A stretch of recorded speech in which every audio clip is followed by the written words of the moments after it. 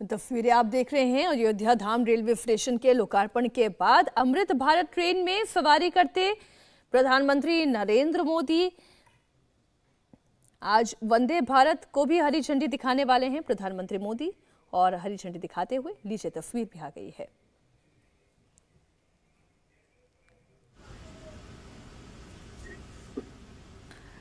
तो ट्रेन की खासियत एक तरफ हम आपको बता रहे हैं और वहीं अमृत भारत के ट्रेन का रूट क्या होने जा रहा है वो भी आपको बता दें। Darbhanga to Ayodhya to Anand Vihar terminal दूसरी ट्रेन है। Malda town to Visvesvaraya terminus Bengaluru. ये अमृत भारत के दो ट्रेन रूट हैं जो हमने आपके सामने रखे हरी झंडी दिखाते हुए ट्रेन आगे की तरफ बढ़ते हुए। ये जो आप देख रहे हैं मेक इन इंडिया ट्रेन, ये वंदे भारत ट्रेन है जो नीले रंग में आपको नजर आ रही है नीली पट्टी के साथ। और दूसरी ट्रेन जो आप देख रहे थे अमृत भारत, ये अमृत भारत ट्रेन है। तो ये खास सौगात आज अयोध्या वासियों को मिल रही है। ये देखें, ये जो दो ट्रेन अलग अलग दिशा की तरफ आगे बढ़ती हुई, जो ये ऑरेंज कलर की ट्रेन आपको नजर आ रही है, ये ट्रेन अमृत भारत रेल है। मेक इन इंडिया की एक और पहचान ये ट्रेन। तो वहीं दूसरी तरफ आत्मनिर्भर भारत की गति को आगे बढ़ाती हुई गति शक्ति योजना के तहत आप देख रहे हैं अयोध्या धाम रेलवे स्टेशन से अमृत भारत के साथ ही वंदे भारत को आगे बढ़ते हुए।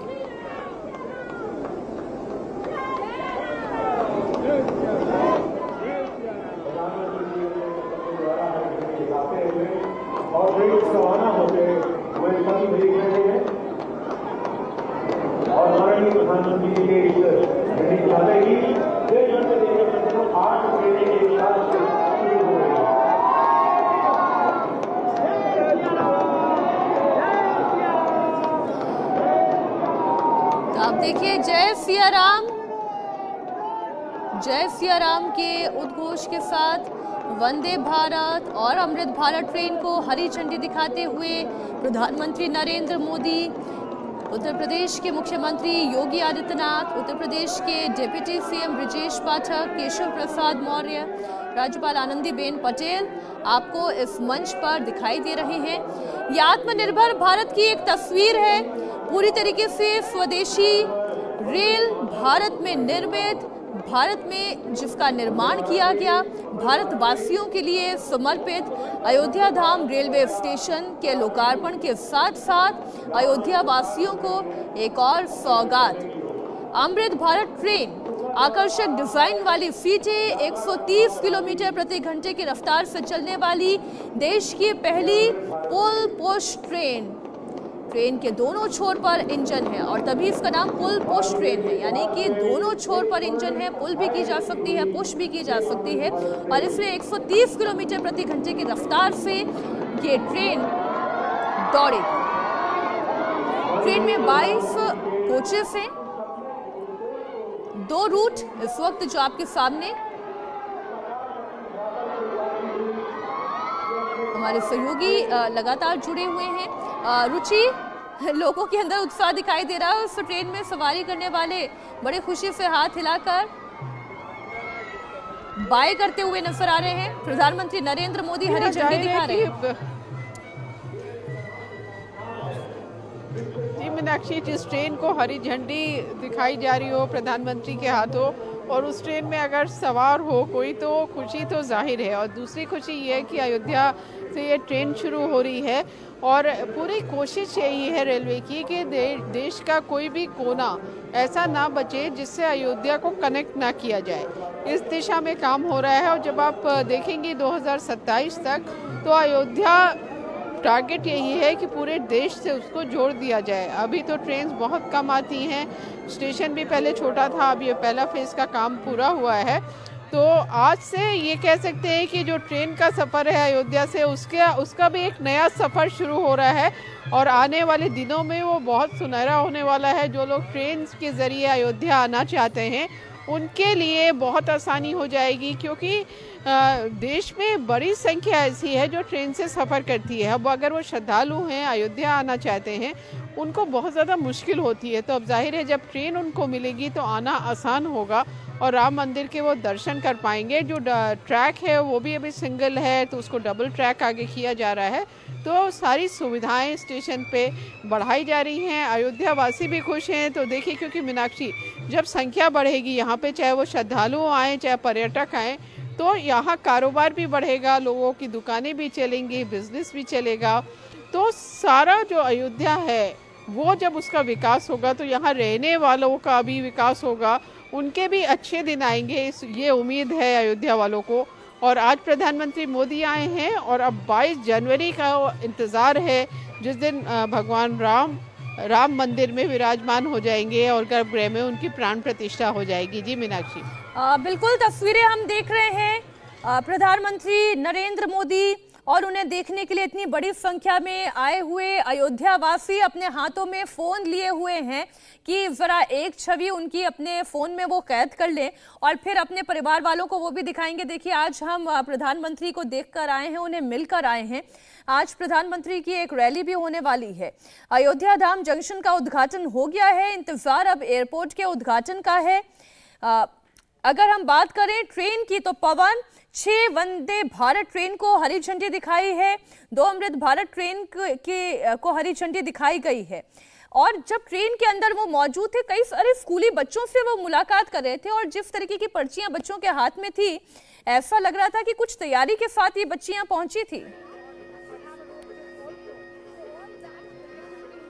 बिल्कुल मीनाक्षी, इन्हें पता था प्रधानमंत्री से मिलने का मौका मिलना है, इन्हें बाकायदा बुलाया गया था, तो जरूर उनके मन में जो बात होगी वो पर्चियां होंगी। जरूर उन्होंने अपनी वो बात प्रधानमंत्री नरेंद्र मोदी से साझा की होगी। ये अमृत भारत ट्रेन नई ट्रेन है, इसकी शुरुआत हो रही है, जिसकी अधिकतम गति 130 किलोमीटर प्रति घंटा है। तो रेलवे की गति को बढ़ाना, एवरेज स्पीड को बढ़ाना भी एक मकसद है। और दुनिया में 2 ही टेक्निक है, एक वंदे भारत में इस्तेमाल होती है पुल टेक्निक, और एक इसमें पुल एंड पुश, यानी दोनों तरफ इंजन वाली ट्रेन, ये अमृत भारत। तो इसकी सौगात हुई है। आगे लगभग 250 ट्रेन तक इसको ले जाने का मकसद है। फिलहाल जो शुरुआत हुई है ये ट्रायल बेसिस पर चलेंगी और जब इसकी सफलता होगी तो इस प्रोजेक्ट को और आगे बढ़ाया जाएगा। तो ये न सिर्फ अयोध्या और श्री राम की नज़र से, बल्कि अगर आपको गति बढ़ानी है, रेलवे का इंफ्रास्ट्रक्चर बढ़ाना है, पूरे विकास को आगे लेकर जाना है, उसमें रेलवे की भूमिका महत्वपूर्ण हो जाती है। तो भगवान श्री राम के यहाँ इसको समर्पित करना एक सांकेतिक है, लेकिन असल बात यह है जो मोदी सरकार इंफ्रास्ट्रक्चर पर खर्च कर रही है। भारत सरकार 10 लाख करोड़ रुपए इंफ्रास्ट्रक्चर डेवलपमेंट पर खर्च कर रही है, जो विकास की योजना है। तो बहुत से लोग जो इस ट्रेन को अयोध्या से जोड़कर देख रहे हैं, उससे कहीं आगे देखे जाने की जरूरत है। ये ट्रेन सिर्फ अयोध्या नहीं, भारत भर के ट्रेन इंफ्रास्ट्रक्चर को डेवलप करने का एक प्रतीक है, जिसकी शुरुआत अयोध्या से हो रही है। बिल्कुल, आप ठीक कह रहे हैं और अब इंतजार किया जा रहा है अगले पड़ाव का। रुचि, अगला पड़ाव प्रधानमंत्री नरेंद्र मोदी का अब कहाँ होने वाला है? रेलवे स्टेशन का उद्घाटन हो गया है, अब क्या एयरपोर्ट का उद्घाटन और उसके बाद मंच से संबोधन? जी देखिए, अब रेलवे स्टेशन के उद्घाटन के बाद प्रधानमंत्री नरेंद्र मोदी फिर अयोध्या की सड़कों पर आएंगे और सड़कों पे लोग इंतज़ार में हैं प्रधानमंत्री के लिए। आप देखेंगे सब जिस तरफ से आना है प्रधानमंत्री मोदी को, उसी तरफ सबकी आंखें उसी तरफ हैं, क्योंकि अब से कुछ देर में प्रधानमंत्री मोदी आएंगे, सड़क से होके गुजरेंगे। करीब 20 मिनट लगेंगे प्रधानमंत्री मोदी को रेलवे स्टेशन से एयरपोर्ट पहुंचने में और फिर एयरपोर्ट का उद्घाटन वो करेंगे। एयरपोर्ट भी बहुत सुंदर बनाया गया है, बिल्कुल भगवान राम आपको हर जगह उस एयरपोर्ट पे दिखाई देंगे। उसकी दीवारों पर उसके जो शिखर हैं, जो बाहर का पूरा धनुष वहाँ पे बना है, जो गेट बनाए गए हैं, उसके जो पिलर्स हैं, हर जगह आपको भगवान राम के दर्शन उस एयरपोर्ट पे होंगे। तो आज ये एयरपोर्ट का उद्घाटन होगा और उसके बाद करीब आधे घंटे का 45 मिनट का कार्यक्रम एयरपोर्ट का है। उसके बाद प्रधानमंत्री मोदी की वहीं जनसभा है एयरपोर्ट के बगल में, और वहाँ से वो बड़ी सौगात देने वाले हैं अयोध्या और अयोध्या के आसपास के इलाकों को भी, और यूपी को भी।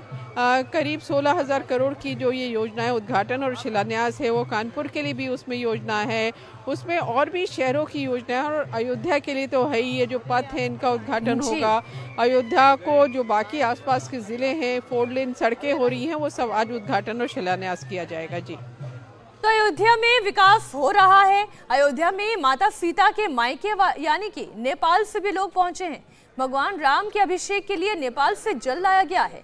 नेपाल के लोग अयोध्या में प्रभु श्री राम के भव्य मंदिर को लेकर उत्साहित हैं।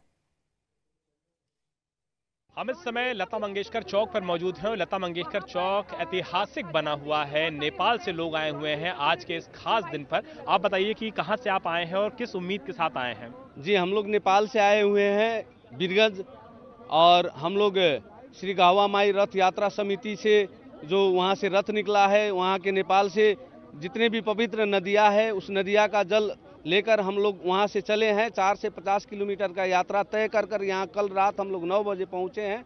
उस जल को हम लोग यहाँ हस्तांतरण करने वाले हैं, और हस्तांतरण कर उसी जल से भगवान राम और माता सीता का अभिषेक होने वाला है। जलाभिषेक होगा, उसी जल से प्राण प्रतिष्ठान भी होगा।